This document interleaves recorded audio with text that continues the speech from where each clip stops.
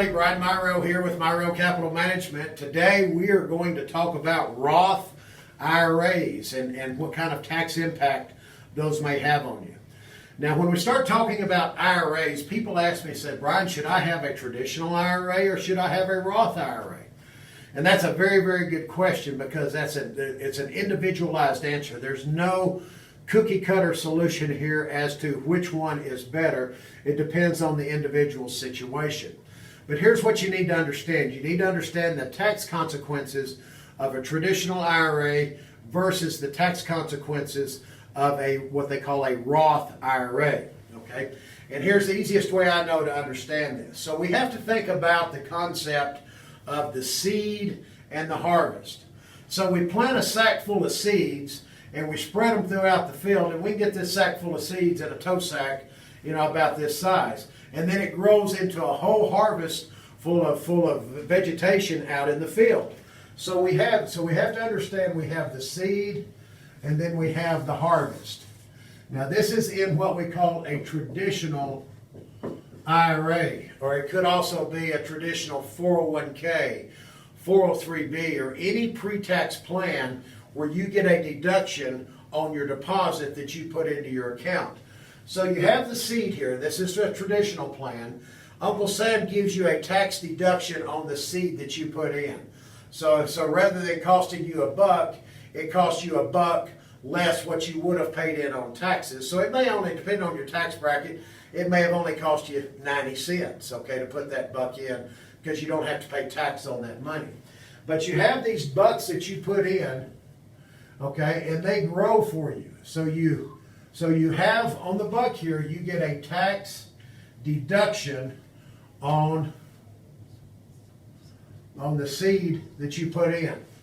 And then you have tax deferred growth, which means you don't get a 1099 as this bucket of money grows through the years. And then once you get over here and you hit this retirement piece of life, where you're going to start taking money out, okay, and you said, all right, now I've been filling up my bucket. My bucket's gotten big now. Okay, now I want to start taking this money out.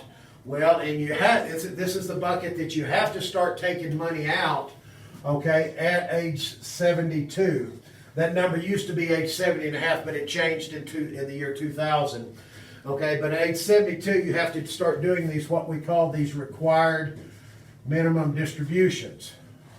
Okay, all right, so you've got your bucket over here, you've been filling it up, it's been growing, you've got a tax deduction here, it's grown tax deferred for you here, but once you get over here and you start taking this money out, this bucket is fully taxable. Okay, so you got a tax break here, a tax deferred growth here, and it's fully taxable, and when this money comes out in the form of required minimum distributions, it comes out as ordinary income. So that's your traditional IRA, 401k, 403b that has not been taxed. Okay, so now let's talk about a Roth. Okay, so we have the Roth concept. Okay, we still have the same seed. Okay, we still have the same harvest, and we still have the time of growth here. All right, so it works like this. Okay, so you have the same seed that you have up here.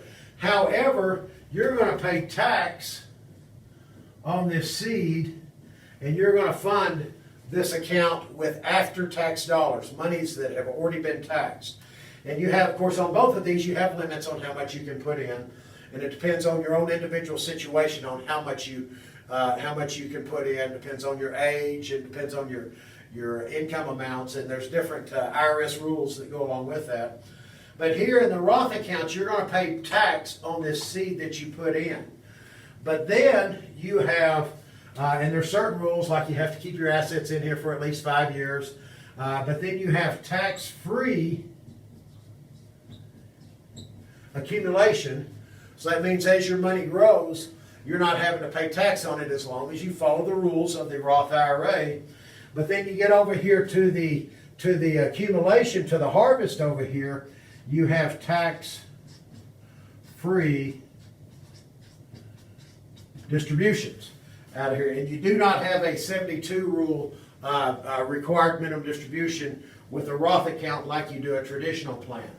Okay, so it's quite simple when you're trying to compare the two.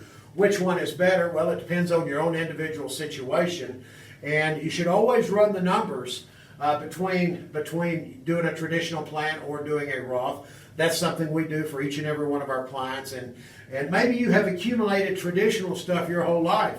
We also have these things called Roth conversions, where Uncle Sam will let you take this type of money and convert it to this money here. And we run what we call illustrations that shows you what a Roth conversion looks like if you have a bunch of traditional monies versus having a bucket full of Roth monies. So this is kind of the difference between the two. Is it good to convert traditional to Roth? That's an individual question. That's why we do the analysis. That's why we go in and see, okay, what exactly is the individual's tax situation when we go to run this illustration. So it'll kind of weigh it out. Does it make sense to do it or not make sense? That's one thing that we do for each and every one of our clients. So you want to know that because, again, remember the 4 things we want to be efficient against. The first one being taxes. This is a great tool to help you gain tax efficiency that you need to understand exactly how that works. Thank you very much. Y'all have a great day.